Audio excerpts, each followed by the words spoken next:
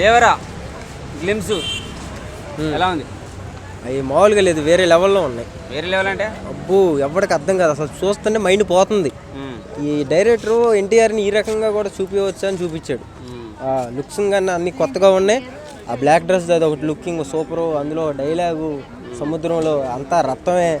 అమ్మో వేరే లెవెల్క అమ్మ నాయన. ఎన్టీఆర్ మళ్ళీ ఇచ్చేసాడు. రాజమౌళి తర్వాత కొంచెం డౌట్స్ ఉంటాయి కదా. అవును, ఆ డౌట్ పోతుందా మరి?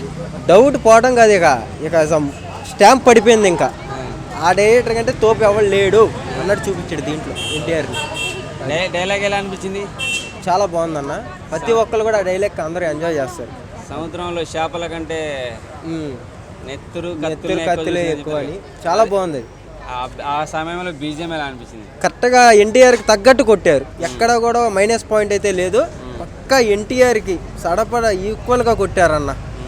యాక్టింగ్ కూడా వేరే లెవెల్లో చేశాడు ఆయన. వైలెన్స్ ఎక్కువ కనపడుతుంది మరి సినిమా. అయ్యే కావాలి మాకు, అదే కావాలి. నరుకు దీనమ్మ నరుకు అయ్యే కావాలి మాకు. ఫ్యామిలీ పరంగా ఏమైనా ఇబ్బంది అవుతుందా?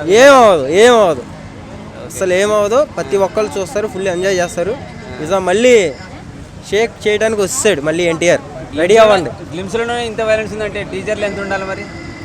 ఇంకా మనం పడుకొని చూడాలి దాన్ని. అంతేనా? అబ్బో నేను అంత పెద్ద ట్రాఫిక్లో వస్తూనే దాన్ని చూస్తూ వచ్చా. ఇప్పుడు కూడా నాకు ఇంకా అవి రన్ అవుతూ ఉన్నాయి. అంత ఎక్కేసింది మైండ్కి. ఆ లెవెల్లో చూపించాడంటే ఎన్టీఆర్ని డైరెక్టర్ తోపు. Love you. కళ్యాణ్ రామ్ ఉన్నట్టుంది ప్రొడ్యూసర్. ఎన్టీఆర్ బ్యానర్ అని వచ్చింది నందమూరి ఆర్ట్స్. అవును వచ్చింది. ఏ బ్యానర్ అయితే ఏముంది అన్నయ్యని ఎలా చూపించాలో అలా చూపించారు. అది మాకు కావాలి. అది టోటల్గా ఫ్యాన్స్ ఎంత ఖుషిగా ఉండొచ్చు ఈసారి. మామూలుగా కాదు, కాలర్లు ఎగరేసుకుని మరి దీనమ్మ నేను ఎన్టీఆర్ ఫ్యాన్ అని చెప్పుకుంటారు. భయ్యా నేను మాత్రం పవన్ కళ్యాణ్ ఫ్యాన్. కానీ వేరే లెవెల్లో చేశాడు భయ్యా ఎన్టీఆర్. ఓత నరుకుడే. దేవరా అంటే ఎన్టీఆర్ అంటే దేవరా. Thank you.